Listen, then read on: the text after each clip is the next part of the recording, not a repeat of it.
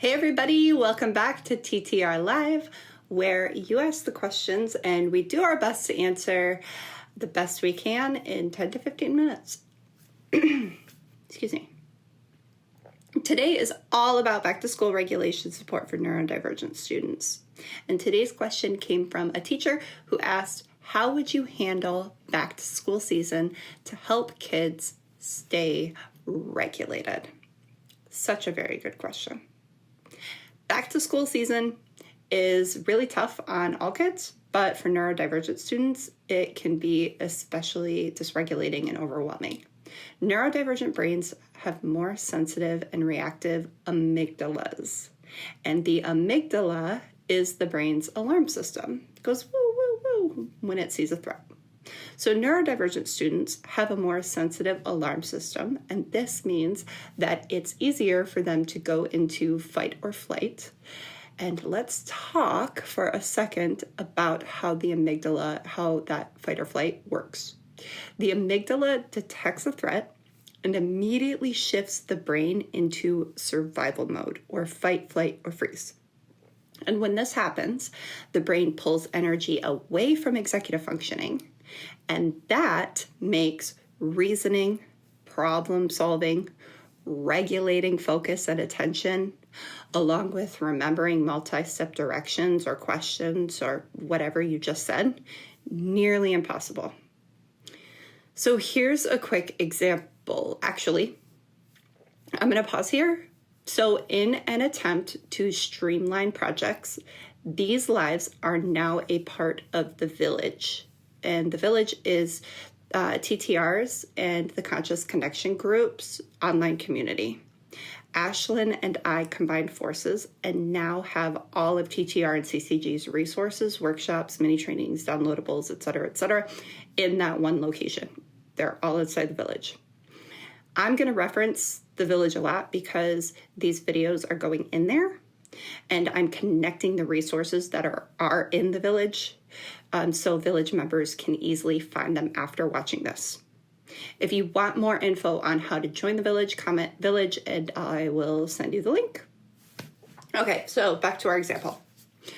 Our example of executive functioning, specifically executive functioning shutting down. So imagine you are really, really, really hungry. Could you lesson plan or write an amazing essay? No. Your executive functioning is off. Could you find your way to a Panera? Maybe, but even that depends on how tricky or difficult the route is. That's the survival brain. It can make decisions, but those decisions are going to be based on survival, not reason or logic. So neurodivergent students have a sensitive amygdala. This means they go into fight or flight easier than a neurotypical brain. And back to school time is really stressful. One thing that sets off the amygdala that we often do not think about is unpredictability. Unpredictability is a huge trigger for any brain, but especially a brain with a sensitive amygdala. The brain feels safest when it feels confident that it can predict what's next. It feels safest when it knows what to expect. Now think about how many things in the first few weeks of school feel unpredictable. New routines, new faces, different expectations, loss of the summer freedoms. For a neurotypical brain, that might be stressful. But for a neurodivergent brain, it can be enough to fully activate fight or flight, sometimes before they even step foot in the classroom. At TTR, we use the Meet the Needs method. The Meet the Needs method helps us frame behavior by looking at which of the 5 needs are compromised, and how to make sure that we're meeting those needs before it leads to disruptions, explosions, or shutdowns. There are 5 core needs we look at: safety, comfort, autonomy, belonging, and competency. During back to school season, The need for safety is the need that is most often compromised for neurodivergent students. And it's because of that unpredictability. That unpredictability feels unsafe to the brain. So what can we do? We can make sure we are doing a little bit extra to meet the need for safety during this time. To help explain this, I like to use an analogy of a bank, specifically a fear response bank. Everyone has a fear response bank, and stressors and triggers throughout the day make withdrawals. When the fear response bank goes bankrupt, the brain goes into fight or flight. It takes all the energy from executive functioning and sends it to the survival brain. So when the fear response bank goes bankrupt, executive functioning shuts down and the survival brain takes over. Once the fear response bank goes bankrupt, any stressor or trigger that happens after will lead to survival brain responses like meltdowns, explosions, burnout. For our students, that looks like intense dysregulation, shutting down, eloping, hitting, screaming, ridiculous disruptions, fighting. Village members, if you want to learn more about the stress response, check out the Power of Understanding workshop in the workshop series tab in the Village. It's the second workshop in that series, and make sure to download the workbook. It covers stress regulation and behavior. So everyone has a fear response bank. Triggers and stressors make withdrawals, and if the bank goes bankrupt, the brain goes into fight or flight and turns the survival brain on and executive functioning off. We can't remove all of the triggers and stressors for students, but we can make deposits into the bank to stop it from going bankrupt. When we meet psychological needs, like the 5 needs in the Meet the Needs method, we build trust and boost feel-good brain chemicals. And these are all deposits. We can't stop withdrawals, but we can make deposits to prevent bankruptcy. And here are 3 great strategies that make deposits into that fear response bank. And if you are watching this in the Village, you can download the entire transcript linked below this video, and it'll make it easier to process all of the strategies. So first, you're going to make the day predictable. Before students leave each day, give them a heads up about what tomorrow will look like, especially the first thing they'll do when they arrive. This increases predictability. This reduces the what-if thinking that might happen at home or later in the evening, which feeds that anxiety. This is one of the simplest and most effective ways to support neurodivergent brains, that increasing predictability. And we see it all the time with schedules. Every teacher has a schedule up now. It's pretty common practice. It is to make the environment more predictable so the brain knows what to expect and feels safe. If you are watching this in the Village, there are a ton of strategies for this in the Levels resource located in Teacher Resources. Next, we are going to balance the cognitive load. Balancing the cognitive load looks like balancing the cognitive demand of the activity with the cognitive demand of the content. So if you are teaching really complex concepts, you'll want to use really easy activities. If you are teaching really complex activities, you want to use really easy concepts or content. Pretty much, this means you are going to balance the stress of back to school with the cognitive demand of activities. Hold on.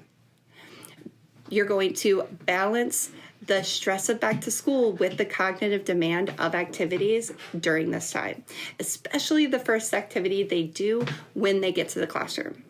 Make the first activity students do. Yes, you do. You do have a classroom. That's my daughter. Hi, babe. Can you let me finish this? Yeah. Okay. I'll see you in a second, okay? I'm gonna get up here. Okay. I'm gonna wait until you're done. Okay. All right. Okay, so we're going to balance the cognitive load. You're balancing the cognitive demand of the activity with the cognitive demand of the content, and vice versa.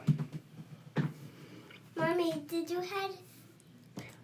Make the first activity students do easy and interesting. This reduces cognitive overload caused by the stress of back to school and cognitive demand of the activity. This needs to be especially considered in the first couple weeks. The brain overloads during this time. Do not overload the brain. Balance the cognitive load.